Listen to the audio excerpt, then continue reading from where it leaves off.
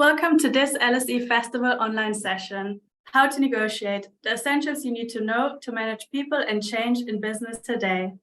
This session is part of our series, Skills for a Fast-Changing World, hosted by LSE Online. I'm Christina, I'm a Senior Manager at LSE Online, where we offer online courses for lifelong learning and professional development, accessible from wherever you are in the world. Today's session is part of the ongoing LSE Festival, People and Change, which is taking place all week and until Saturday, the 17th of June. We are delighted to have you here. Please note that this event is being recorded and will hopefully be made available as a video or podcast, subject to no technical difficulties. While we wait one more minute for everyone to arrive, I would love to hear where in the world you are joining us from. Drop us a note in the chat.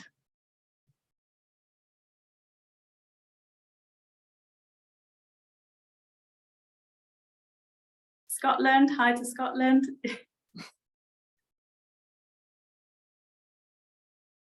Amazing. Great to see so many of you here. Today, we are welcoming Dr. Karen King and Dr. Aurelie Knoop-Nielsen for another LSE Festival online skills session. Karen King is a lecturer and fellow in the Department of Management at the LSE. Her research and lectures focus on talent management, leadership, negotiations, organizational behavior, and human resource management. Aurelie Knoop-Nielsen is also a fellow in the Department of Management. She specializes in organizational behavior, negotiations, and human resource management. Karen and Aurelie serve as co-conveners and head tutors for our online certificate course called Managing People in Teams.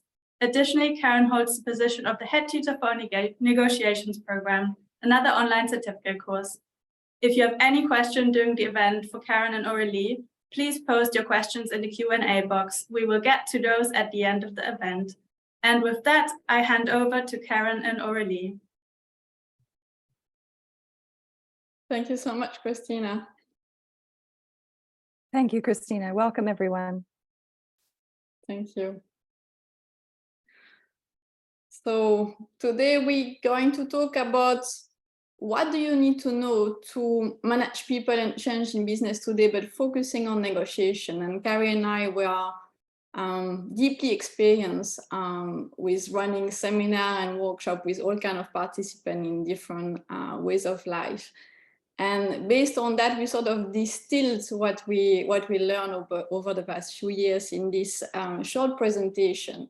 And we would like to look at a few points that we think might be of interest for anybody who wants to be a better negotiator. And I think anyone and everyone needs to be a better negotiator. So the first point I appeal to everyone, it's why you negotiate. We all negotiate in our daily life, whether we want it or not, in our private life, in our work, in our career. But Karen will talk more specifically about on which instance it may be crucial for us to improve our negotiation skill.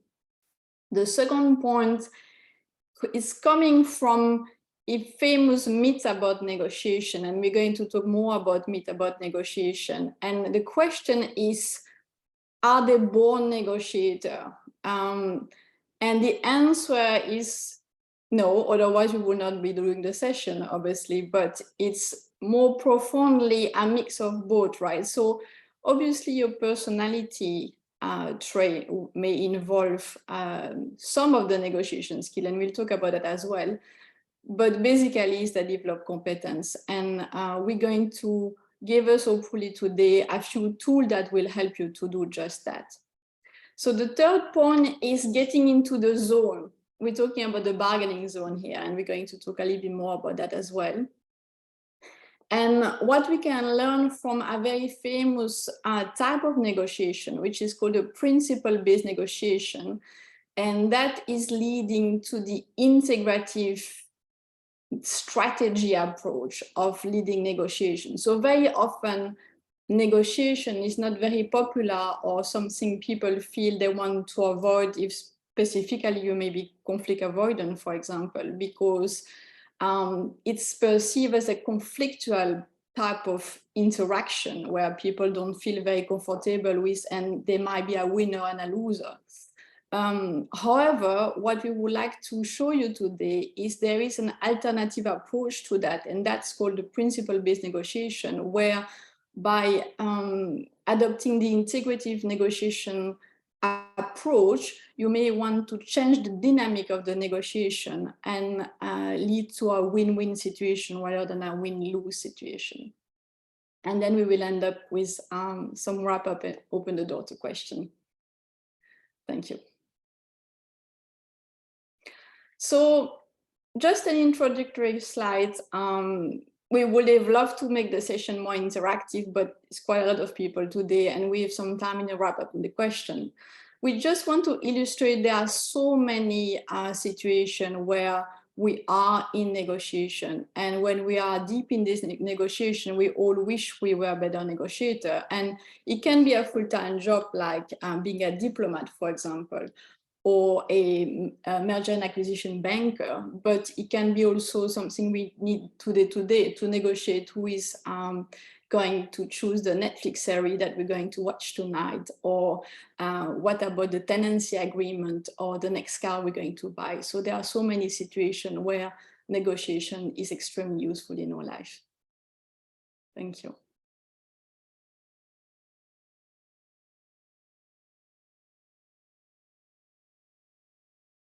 Thank you, Orly. So it's helpful today to think about how we consider our effectiveness as a negotiator in a realm of scenarios in which we might find ourselves, but looking more specifically at the nature of our negotiations and how we apply that in work and careers today. We'll look at a few notions here. Really, when we think about being a skillful negotiator, we can turn to theory to remind us. Social exchange theory would, remind us that, in fact, life and work is relational. When we are in relationships in our career world, we are engaging with the exchange of work effort for career opportunities, for rewards, for employment. And in that relationship, there is ongoing exchange over time. Social exchange theory would underpin then the employment relationship, whereby the employee and the employer are in a position of ongoing repeated exchange. And in some ways, you can think about this as an ongoing negotiated relationship. We have at the start of an employment period, we have a contract. So there's some very clear, legally binding foundations in this relationship. But once we move on in our work day to day, we find that there are opportunities to navigate complexities of the role. And we also know that employment contracts cannot be finitely specified for all considerations. They're very much forward-looking. And so there's a lot that can be left undefined and needs to be navigated and understood between the employer and the employee over time. So research has shown us that that is important to be able to apply the skills it takes to interpret what the expectations are of the role, to navigate complexities in the working world as we proceed each day in delivering the highest performance that we can, and to draw in the engagement and commitment of our workforce. So as managers, when you look at inspiring commitment and engagement in your workforce, there are a lot of opportunities where managers are negotiators, and you can read some interesting authors in the literature who speak about the notion of manager as negotiator. In fact, not just as individuals navigating careers, but as managers and people leaders. The quality of people management is very much related to the quality and skill of the line manager. And so it's very important to think about one of those competence areas in management today is the quality of skillful negotiation. With so much changing and so much disruption in the work world, in the economy, in the workplace, and even within the scope of roles day to day in organizations today, it's crucial that managers can help employees to navigate that change over time. And so managers have an important role in shaping the work environment every day and in directing the work through these dynamic and changing conditions. So we can think about the purposes of negotiation as we apply them in work and context today. And here are a few ideas. So building on this notion of being relational, this ongoing exchange requires that over time, there is a balance in the exchange between the work effort of the employee, navigating their career and contributing high performance, developing their own potential, but also looking at what best aligns to the strategic priorities of the business. How is this particular talent valuable here in this particular employment or organizational context? That's where opportunities are created. And you'll find that yourselves and your employees are looking to discuss those opportunities with a forward-looking lens on their careers. And that's very central to talent management in organizations today. It's crucial that management understand the talent they have in the business, the purpose of the talent, and how they can support employees to develop that potential and move forward. So that may include a career advancement to roles of more senior or deeper accountability and complexity. So these are where conversations become valuable that end up having negotiated elements to them, such as what opportunities lie ahead and how to proceed towards those in a career. And once it starts to formalize, you might find employees discussing tangible elements of promotion, relocations, perhaps international mobility, and also the compensation packages which accompany those. And this is, again, very, very, very reciprocal in terms of the work effort and the contribution the employee is making to the firm's priorities, but also how we reward, recognize, and retain talent in organizations today in a highly competitive labor market. So as you can imagine, this is an ongoing negotiation over time that becomes formal and less formal at various different elements as the employee continues to advance in their career and to deliver performance in the current context. What we're doing then essentially in our work and career lives and with the teams that we manage and the businesses you may be leading is establishing that relationship with individual employees in the workforce and with teams and the overall working context to support a positive and engaging climate. There's a lot of change that happens in workplace as well. And as we say, the employment contract cannot foresee every element of the work requirements that will be expected in the future. As we've seen in the global pandemic, businesses have had to shift and pivot dramatically in order to survive and thrive in the complex and dynamic changes that we've experienced. Having a trust-based relationship developed through effective negotiations can really help your employees to navigate that uncertainty and know that together with leadership, they'll make it through to the progress and the advancement needed for the business's success going forwards. So looking at how we navigate change, negotiation skills can be very helpful, both to persuade those involved of the need for change, to manage any concerns they have about it and encourage voice and look for creative solutions, and also to innovate as we navigate uncertainties and need new solutions.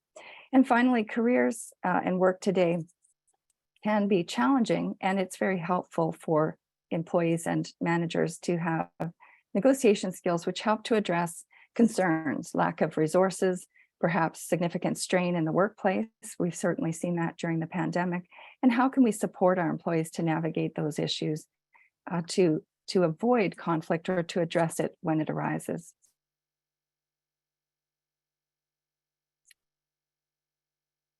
Thank you, Karen. Thank you, Elise. So, common myth about negotiation. Let's debunk this. We've selected 3 myths to present you. The first one is the winner-loser myth. So in negotiation, often people perceive that, and as I mentioned, that's why they will tend to avoid it in the first place, that there is a winner-loser situation. And that is, of course, psychologically extremely painful, especially if you're in the loser situation, but also very bad generally for the relationship moving forward, because even if you are the winner, you will find yourself in a situation where the other party will have perceived that he or she is a loser, and therefore that creates resentment and bitterness in the relationship. So when you move forward, you will have a diminished quality of relationship. Will that be, let's say, a boss employee type of relationship, or a supplier buyer type of relationship? And generally, hurting the relationship is always seen as something that is not desirable in research and in negotiation. And actually, one of the main principle of Fisher and Ury, which is one of the books that Karen and I are basing ourselves some of our research, is citing the relationship as the #1 criteria to see if one has conducted a good negotiation. So when you conduct a good negotiation, there are 3 basic principles that are suggested to take into account if you want to sort of evaluate, was it a good negotiation or was it not a good negotiation? Difficult question, right? And that is, by the way, applicable in any context, not only your job career context. So it can also be private context. And the first one will be, was the process efficient? And that is not perhaps a bit of a counterintuitive as well, because the process is very important in negotiation. You may get to your outcome, but if it takes 3 years, 5 years, especially in courts, for example, context where it costs a lot of money for you to drag on a process, it might actually not be a good negotiation.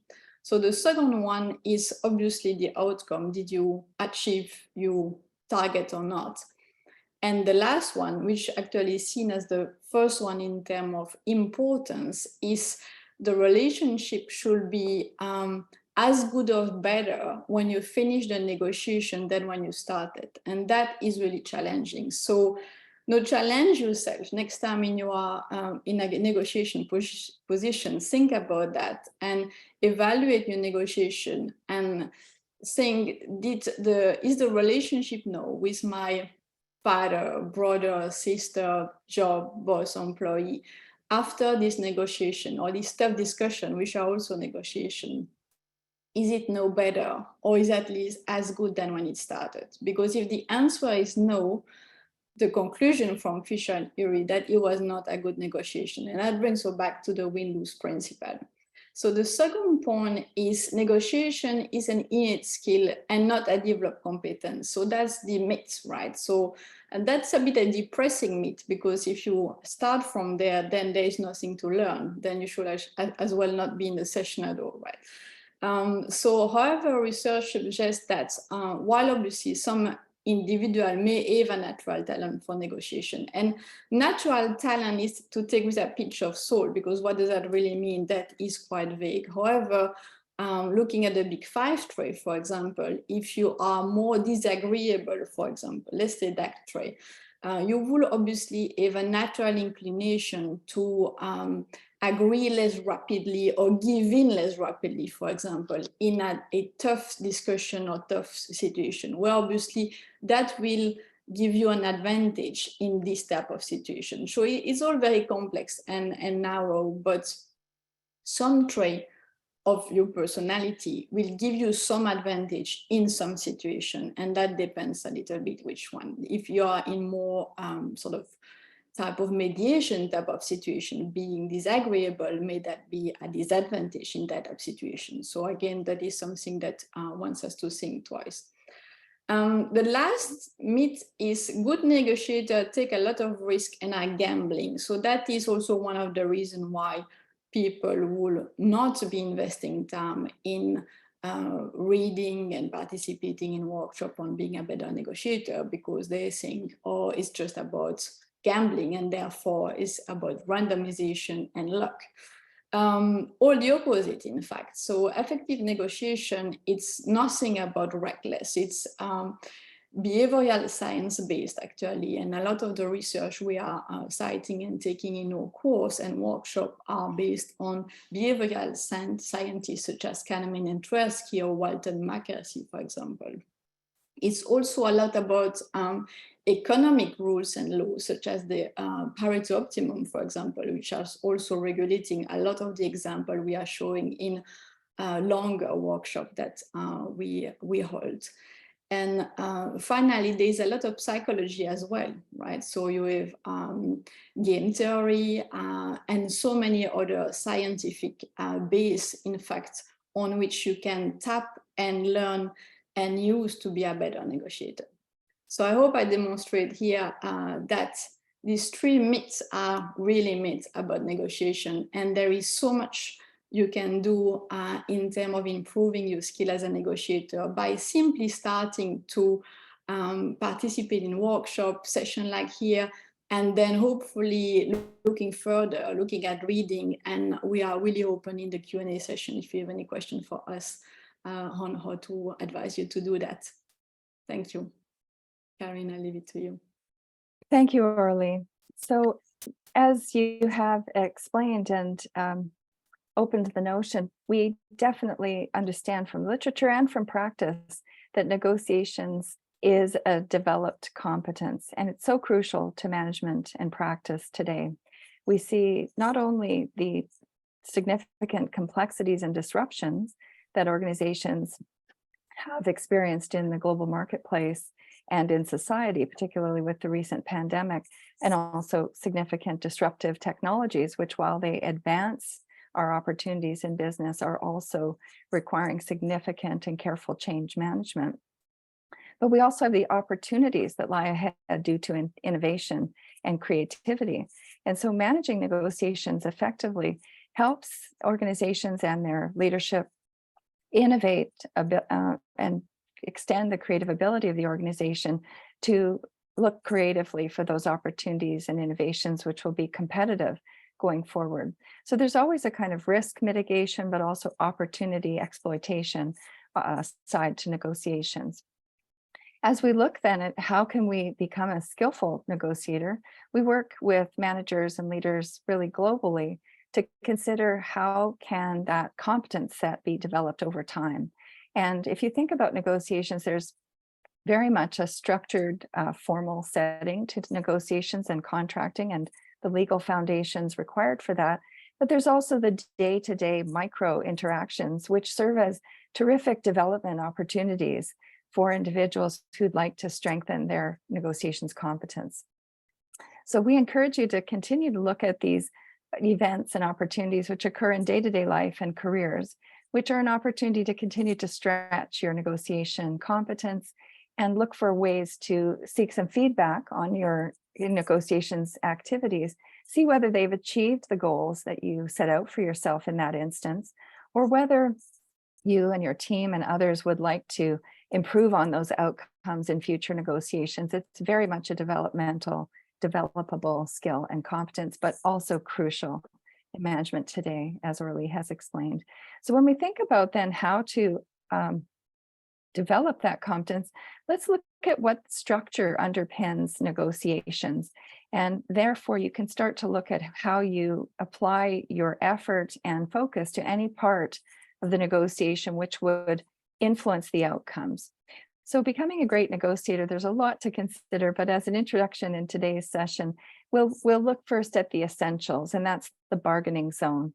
So as Orly has mentioned, the notion of the bargaining zone exists and underpins any negotiation. And that is where two or more parties have come together to undertake some kind of negotiated conversation to arrive at an agreement, which leaves them both better off than what they could have achieved without coming together in the negotiation. So ultimately, it's time intended to be well spent for a better outcome than you would have somewhere else or without the opportunity to negotiate. So it won't surprise you then that there's this notion of the best alternative to a negotiated agreement. And that we think of as outside the negotiation. When you come into a negotiation, you're already thinking quite clearly about what your alternatives are outside the negotiation. So it might sound counterintuitive. We don't want to be distracted from our best efforts in the current negotiation. We're investing a lot of preparation time and focus to the negotiation. But part of that focus goes to understanding our best alternatives outside the negotiation. And maybe thinking about that, you have some examples from the real world, which makes sense. When you think about what that is, then it's really important to quantify and to specify and look more closely at what is that best alternative, also referred to as a BOTNA, because the stronger and clearer our understanding is of our alternatives external to the current negotiation, the more you understand where you are positionally in the current negotiation.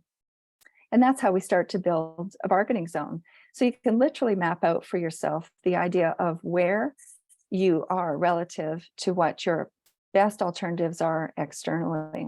And that is to consider, at what point would you walk away from the current negotiation? At what point does it not meet at least the minimum value that you would expect it to for the effort and resources which you're investing in being in the current negotiation? Negotiations can be very time intense, labor intensive, be very extended over time. You're essentially investing in the relationship with the other party as you look towards particularly business to business contracting or business to client contracting as well. And the complexities of those contracts do take time to invest levels of detail, research, clarifications, and negotiations over time to be sure that that contract will be something that both or all parties can deliver on. So you want to have confidence in the eventual outcome, and that's why we invest significant effort, not just to achieve an outcome that we think is a win, but as Aurélie mentions, that isn't a loss to the other party, but actually is a mutually agreed outcome that you can both or all parties will stand by over time and deliver on that contract once it's been agreed. So it's important to know what's outside your contracting and therefore why it's a win for you to stay in the current negotiation. So the reservation point is an important concept because your knowledge of your alternatives externally helps you set your internal reservation point, which is the point at which if the current negotiation doesn't achieve at least that minimum value, you would then walk away and turn your attention to your best alternative. The target, on the other hand, is your aspirational point. So that would be at the upper end of the bargaining zone. And that would be what you aspire to achieve in the best possible outcome in the current negotiation. And there's research about how often do we actually achieve those targets. And of course, it's related to the behavior and the inputs of the other party. But there's a lot of terrific research on how we can apply the economic principle of Pareto optimality. So you can work towards optimizing your outcomes in the negotiation that are moving closer and closer to your target, your aspiration, but also potentially create expanded value. And we'll talk a little bit about that later. So what you're trying to do is really move beyond your reservation point to achieve more than your external alternative and hopefully reach your aspirational target. This is mapping out the bargaining zone for yourself and to understand where your opposing party may have set their aspirations, what you understand their alternatives to be, and how you can therefore see the landscape in front of you both, in which you can find a range of different mutually agreed solutions which would be acceptable to both parties, but may have different configurations. And that's where we look at options and bundling of various different proposals, which may have comparable value, but look differently in size and shape and complexity. So negotiations can take on quite a complex form, but essentially you're always working within the notion of a bargaining zone. Where do I locate myself in the current negotiation relative to the alternatives outside? And where do I interpret and anticipate that my opposing party is also doing the same? So research and preparation about your own alternatives, your own aspirational targets, what you think is reasonable and feasible to achieve in the current negotiation, as well as what you anticipate and can learn about the other parties' positions in the bargaining zone are very important to then being able to quite fluidly navigate those negotiations once they start. Preparation is a very significant element in research that shows it's associated with more successful outcomes. So we'll talk more about integrative negotiations, but what you're trying to do is move towards your target while also expanding opportunities for increased value for both parties. And to do that, it's crucial to be focusing on what might be the underlying interests of the other party, as well as knowing your own interests. If we very strictly and rigidly stick to positional bargaining, it can be very limiting and sometimes even arrive at an impasse where there is no negotiated agreement, despite there being a range of possible mutually agreeable outcomes.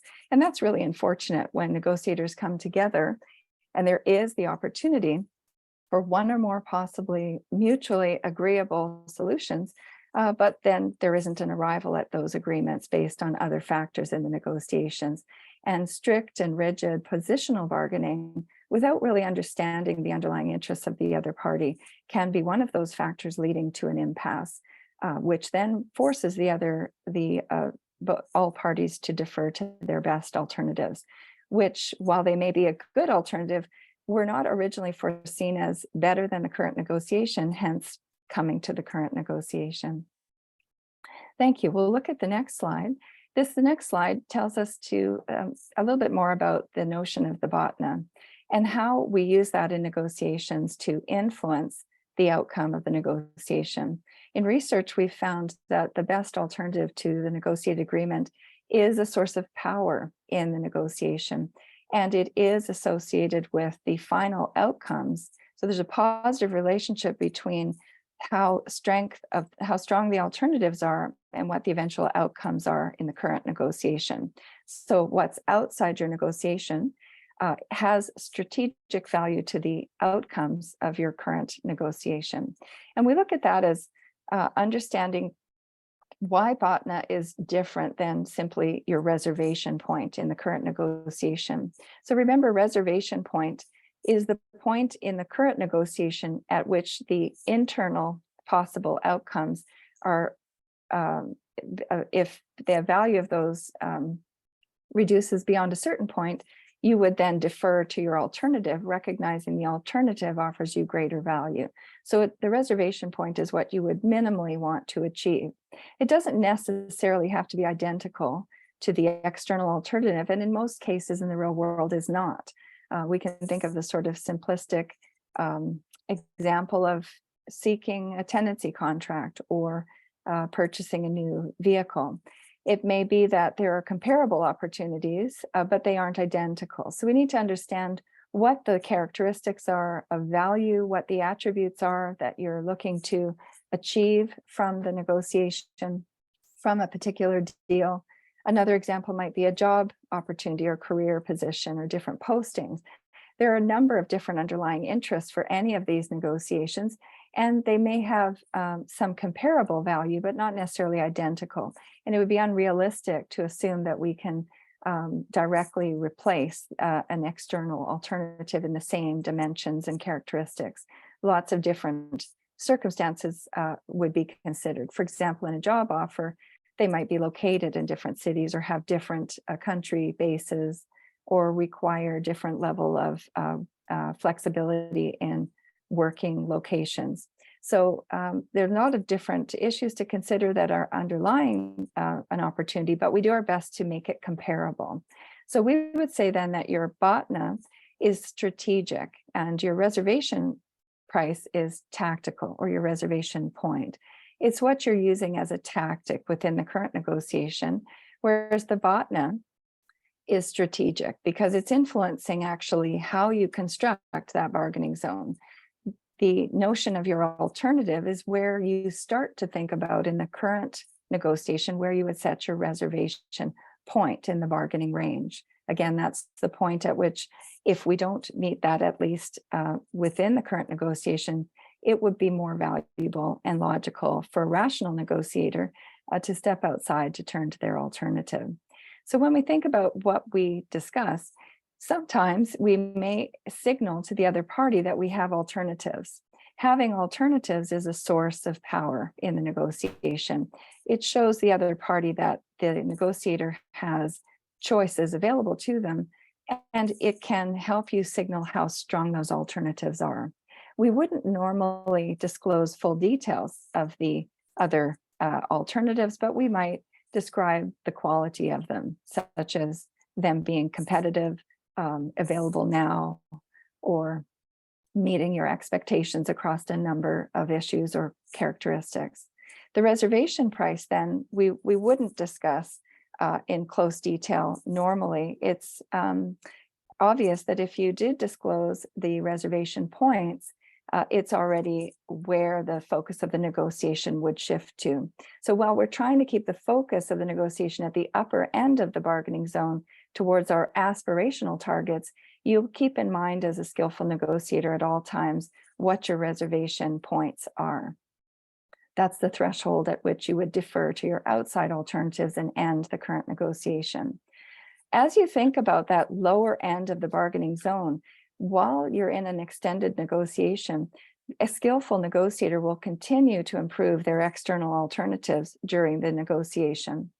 And at first, we might think that's significant effort and resources diverted away from the current negotiation.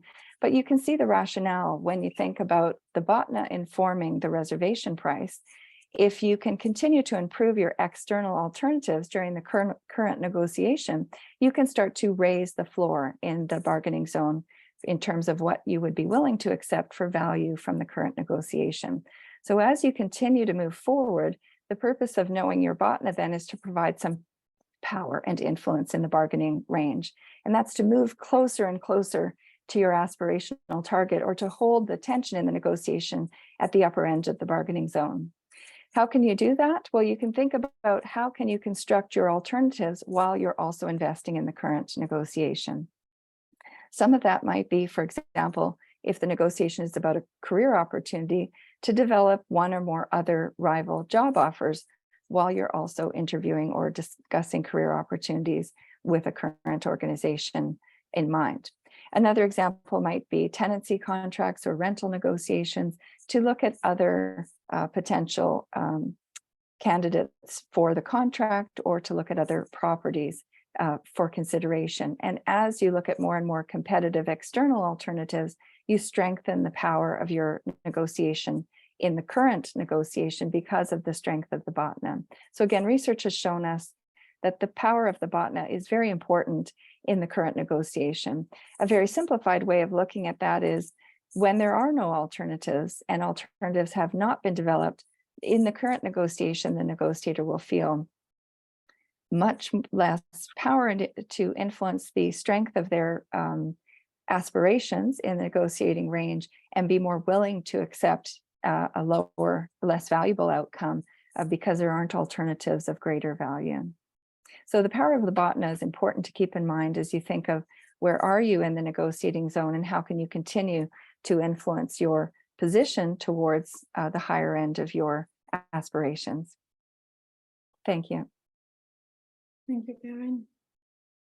So the principal negotiation, as we introduced, are based on a few set of principles, and I'm going to go through them quite rapidly, but we will give you indication how to look at this deeper if you're interested in the Q&A part of this session. So the idea is to look first at interest versus position. So that is a very, very important concept, by the way. That is a strong difference between interest, which is why you're taking the decision, and your position, which is the position you're taking in the negotiation.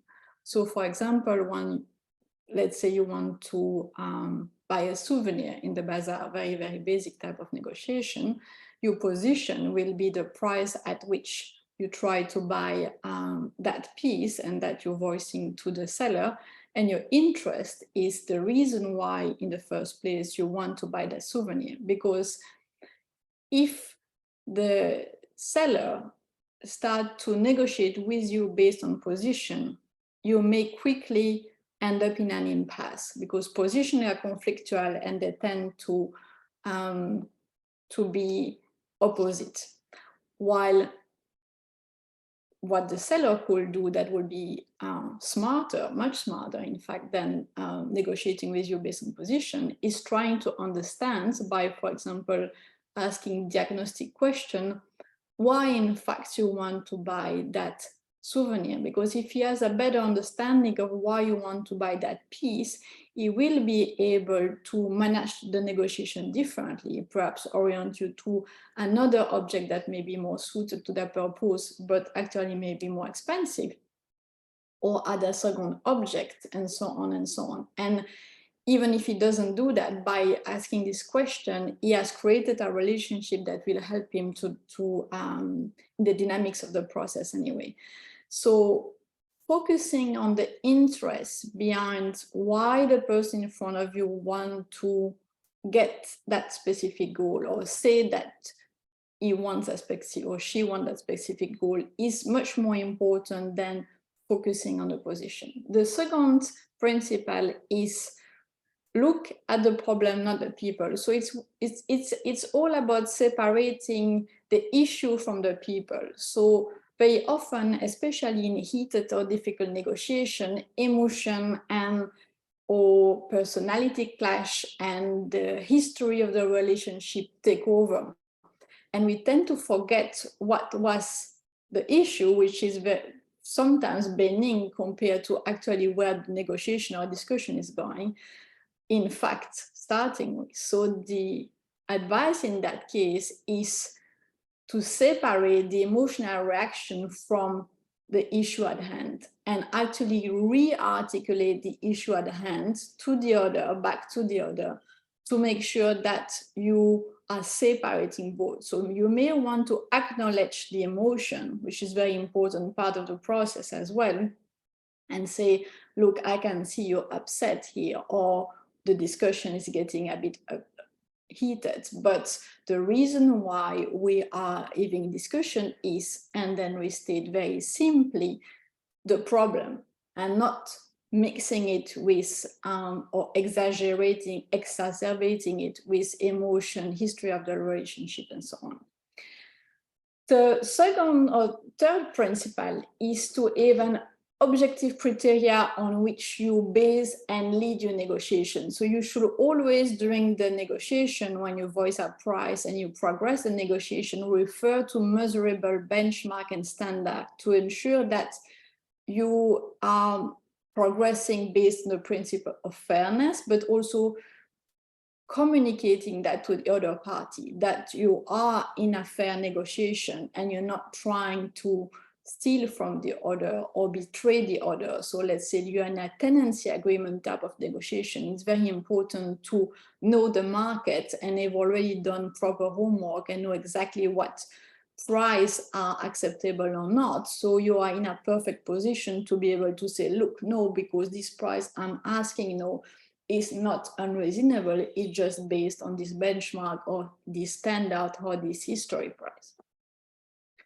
The next principle is to focus on win-win solution, as we mentioned in the first place. So avoid to end in a win-lose situation. Even if it feels good at the moment for the winner, perhaps you will damage the relationship in the long term, and you will create resentment that will backlash and fire back to you. And then the last principle that we want to talk about that are integrative part of the principal negotiation are focusing on increasing collaboration and communication. So it's mainly collaboration. It's really about, and that I think is crucial, if one's only remember one thing from this set of principles, that may be the most important, is not seeing the issue of the problem as something that is between you and the other party, but as a common issue or common problem that you both trying to solve together. And the together is really, really important. So it's really psychologically trying to pass from an opposite situation where you are in a conflictual mode to an integrative type of mode where you go from your side of the table to the other side of the table and looking together at putting your resource together, your brain together, your idea together on solving that issue that is common, even if you have different angle, different interests, and different position at stake.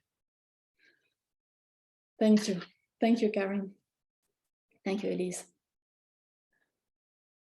Okay, and finally, before we move to our Q&A, just some reminders and some tips about how to look at moving from positions to interests, moving away from issues and trying to understand underlying interests to create integrative value. So the idea with integrative negotiations is there's an opportunity to bring in more value to the current negotiation and create greater mutual gain for both parties. So this notion of Pareto optimality and making improvements on various potential negotiated outcomes is to expand the pie as you proceed in your negotiation by looking for greater and greater opportunities between the negotiators for mutual gain. So it's not about splitting the difference, and you'll see that some of the scholars in this space, Chris Voss particularly, has a very interesting book, Never Split the Difference. You're still looking as a negotiator to create the greatest potential outcome in the negotiation towards your aspirational target at the upper end of the bargaining zone, but to get that target to have a more realistic opportunity to achieve that target and perhaps even exceed that target, you can look at the opportunity to integrate. So be creative, very, very carefully look at where might be red lines in your negotiation, which can potentially risk an impasse or shutting down the conversation around some opportunity. So try to understand what's underlying some of those concerns or issues or positions that the other party has, and understand your own interests in your organization as well. By looking for those underlying interests, you can be much more creative in the solutions that you both arrive at, which create mutual value and avoid an impasse in the negotiation.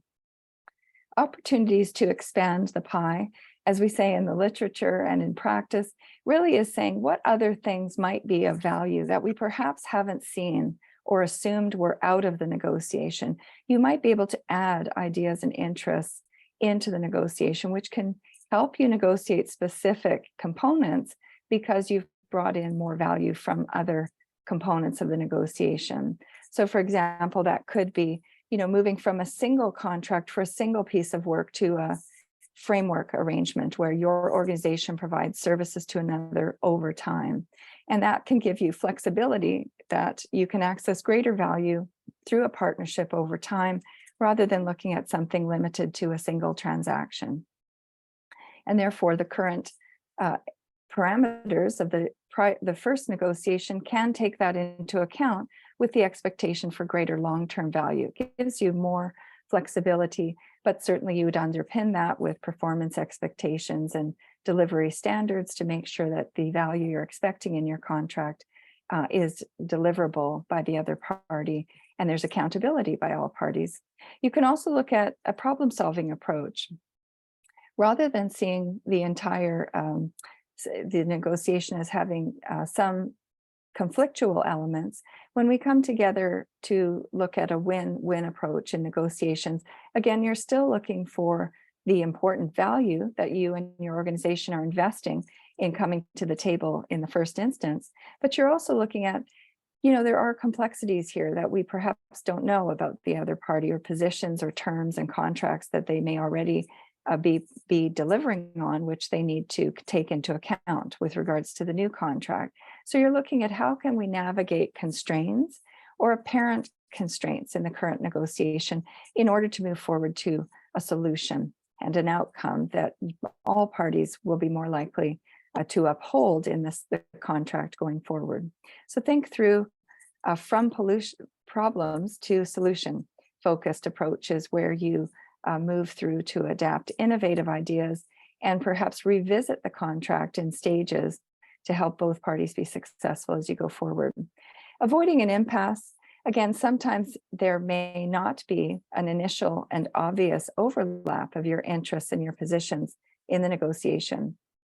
So to avoid an impasse, because at first we don't see mutual interests or mutual positions in the bargaining zone, if you bring in further interests and issues, there is an opportunity to look at other ways of coming together to meet the needs of both negotiators in the contract. So it may be that you really need to take a creative approach to consider other possible interests in order to have a deal at all, if it's not obvious from the start where the two parties overlap in the bargaining zone. So if you're learning from the early phase of bargaining that the one party's reservation point or their limits stated in the negotiation really are not within the frame or range that your organization is willing to accept, or not the parameters you've come to the table with, then creative solutions may be the only way, indeed, to come to a negotiated agreement. So thinking creatively and moving beyond positions to interests. And in doing that, one thing that's crucial in underlying our behavior and our competence and our actual professional reputation for negotiation is the relationship As we started with the notion of social exchange, careers and work today in organizations are underpinned by this notion of ongoing exchange. So building trust where there is possible opportunity for risk for both parties, but also the promise of future potential by having a negotiated outcome, having come together for greater value than either party could achieve externally, does require that trust to develop the relationship for ongoing exchange. And although we do move from organization to organization in careers now, businesses transform and pivot to new service lines, new priorities, new strategic focus, we do know that these relationships are still having a long-term influence on future negotiations. So while organizations may reinvent themselves and talent moves from business to business, the nature of negotiation is such that individuals can build long-term relationships in their network, which are important for accessing social and human capital as they move forward and deliver high performance in future jobs. So we look at the importance of developing that long-term relationship, even if you don't immediately see an opportunity for a repeated negotiation in future, by treating it as an opportunity to establish a relationship with that other business or the other party. You may foster future opportunities for repeated negotiation, which can be valuable to you all. Let's now move to the Q&A and discussion and see what questions you might have. Thanks, Karen and Aurélie, and thanks to you, the audience, for sharing so many questions. And we have a hard stop at 1 p.m., but we'll do our very best to address as many questions as possible. The first question is from Francisco for Karen. How can your advice on negotiation can be applied to competency-based interview questions? Have you got any examples?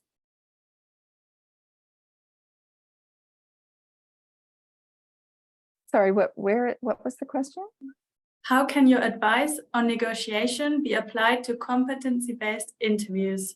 Have you got any examples? Oh, thank you. Yes, that's an excellent question. Competency-based interviewing is crucial in the search for talent and the competitive nature of talent markets today. So organizations and their supervisors, line managers, recruiters, organizational representatives in HR and leadership very much need to be focused on the competence and intentionally the talent that the individual brings with them, that individual human capital. So when looking at competence-based interviewing, what we're really trying to do, as with negotiations, is to look at, as rational negotiators, to look at evidence-based conversations, moving away from assumptions or speculations or any kind of stereotyping, to understand what really are the fundamentals that are the individuals bringing to the table. So when we look at evidence-based conversations in talent, which can be underpinning competence-based recruiting, we're looking at really that side of the conversation, really to see what can the individual bring with them to the role, which would have material impact on their performance in directions which will serve the business's priority. We do see that talent bring a wide range and sometimes very deep expertise to the organization. It's a question of linking that competence directly to the business strategy and how their performance in that role then may serve the organization's priorities. Thank you. Next question for Aurélie, asked by Rania from the International Growth Center in London. What about win-lose negotiations? Not all negotiations are win-win, and there's a power dynamic associated to some negotiations. How do you tackle that? Yeah, so this can be helped by looking about, for example, the importance of managing emotion in negotiation, for example, because when you are going towards a win-lose situation, very often emotion raised in negotiation, because one can feel that, obviously. And it can be, as I said, the main danger of this is not only the outcome, but the relationship. So one practical advice that one can give, for example, is thinking in advance, and that's part of the preparation that a negotiator should be doing, about they call it a face-saving offer. So you may want to run this scenario. It's a bit like playing chess if you play chess in your mind. So let's say if all goes well, you're in a win-win, but things don't go well, and you're right, very often, or often they don't go well, and you may end up in a win-lose. And let's say if you win and the other party lose, you know that the danger might be you're hurting the relationship. So how can you moderate that risk, right? Knowing that the risk is there is by thinking about what can you already insert in the negotiation that can make the party feel better. So one other practical advice that one will give is never gloat at the end of a negotiation. So even if you know you have won the negotiation, sometimes people feel, or if the tendency, and it's human obviously, to think, yeah, wow, I won the negotiation, and to show it to the other, not especially with word, but body language or face expression. And that add to the resentment. So that's very important. So even when you feel the other party didn't negotiate very well, or really lost a lot of opportunity to win some milestone there, or some outcome, you should always be very complimentary on the other party negotiation style and strategy, in a genuine way, of course, because there is always a way to complement and find genuine positive point in another party type of negotiation strategy. And instead of saying, oh, you know, I'm sorry, you're losing, saying, oh, you really, you negotiated very well, even if you know you win, because it's really acknowledging that you enjoyed the negotiation, and try to moderate the resentment that the other will feel, which may lead to the other party not wanting to negotiate with you anymore. And that may be, in a professional situation, something that can hurt your reputation, first of all, because, you know, small world, no, everybody knows everybody's reputation. So if you get the reputation of a hardball negotiator or hard relationship and create resentment in negotiation in people, this is not going to be extremely well perceived by companies in the longer term, because the relationship are very often paramount in any type of relationship, boss or supplier and so on. So yes, of course, you will win relation or negotiation or discussion, and the other may feel that in that instance that she has lost, but it's really important to moderate the risk, the psychological risk on the other party. I hope you answered the question. Thank you, Christine, for that question. It was an excellent question, by the way. Thank you. And we have another question looking for some practical advice. Karen, Phil is asking, do you have any tips or advice on negotiating with friends or people you have existing relationships with? Any specifics you should look out for to try and do to get the outcome that you're looking for? Another excellent question.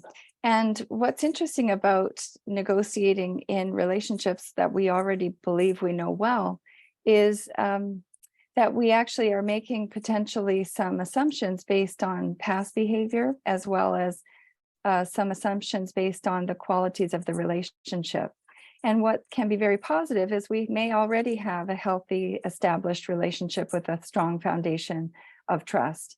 And it may have already a very clear long-term orientation, being that it's with individuals who are part of our lives and our social systems.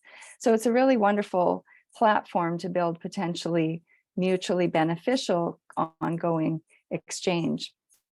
But sometimes we may make assumptions that we can expect the other party to behave in a certain way because they have a social relationship with us somehow. And in fact, as negotiators, we may not be fully informed of the other party's interests and underlying positions. So I think one really important kind of watch out for when negotiating with individuals that we already know well socially is not to make the assumption that we already understand their interests very clearly, but still, as we would do in any best practice negotiation, seek to understand and do some information gathering. Think through carefully your preparation for the negotiation. rather than taking shortcuts because we think we know the individual or we know enough about their motivations or their priorities. Sometimes we can learn a lot by just listening to the individual explaining their motivation to be in a negotiation with us, and then help find innovative ways to create more mutual value. When you do integrative bargaining in any relationship, but also in those that are already socially held relationships, you can strengthen those relationships for future health of the relationship and also ongoing repeated negotiation. So it's a great way to reinforce the good relationships we already have with friends and family, but it's an important reminder to not move in too quickly to assumptions about where that negotiation or relationship is heading, because individuals hold interests and we need to better understand what they are in order to create value for both parties and ensure that we build on that relationship rather than undermining the foundation we already have due to misunderstandings based on assumptions. And I guess a final point would be balancing the relational and the emotional, because we have strong emotions about those that we share life and work with, and friendships and social circles. It's also very important that while we can signal that we care about their outcomes as well, that we understand what are the facts that we're working with in the negotiation and try to take a very rational approach while balancing the relationship priorities as well. I hope that answers the question. Thank you. And to our final question, Kelly is asking, what are your favorite strategies for dealing with deadlock in commercial negotiations, especially in circumstances where the negotiators are using a competitive negotiation style? Karen, you want to take that one? You want to follow up? Sure, Orly, thank you. Well, we have this notion of going to the balcony. So when things do get difficult, it's important to pace oneself. You don't need to feel obligated to have an immediate response, and a cooling off period can be very, very helpful to all parties, as well as give you some space. You can buy a little time to do some research, gather more information, better understand what might have changed if something's pivoted in the course of this negotiation. If you feel surprised or on the back foot, you can gather a little breathing space, a little research space, a little time, and also signal that you won't be drawn into a rapid decision, which may undermine your ability to weigh out the pros and cons. Some negotiators, it's hard to imagine, but it does happen. Some negotiators in challenging negotiations actually lose sight of really what their minimum value is, the threshold at which they would walk away, that reservation point, and actually accept an outcome in the current negotiation, which is of less value than their best alternative. Hard to imagine, but it does happen. So if you find it's a difficult negotiation, try to create a bit of space to regather yourself, look at the facts, focus on the rational, and come back to the table. Right, I think we're at, oh, sorry, Oli, go ahead. I just wanted to thank you, Karen, for the answer. And thank you for all your questions. Thank you so much. Yeah, thank you so much to Aurélie and Karen as well. That was fascinating. And yeah, everyone seemed to enjoy it. We had so many questions. Thanks for joining, everyone. We have lots more exciting events coming up this week at the festival. So do check out our program. You can see the link on the slide here, lse.ac.uk/festival. The next LSE online skills session will be held at the same time tomorrow, where Dr. Katerina Gliniadaki will explore how to manage transition in turbulent times. So another exciting session, which I hope you can join. You can find out more about our LSE online courses via the link that's also on the slide and also in the chat box. Thank you so much for joining, everyone, and goodbye. Thank you, everyone. Thank you, Aurélie. Thank you, everyone. Thank you.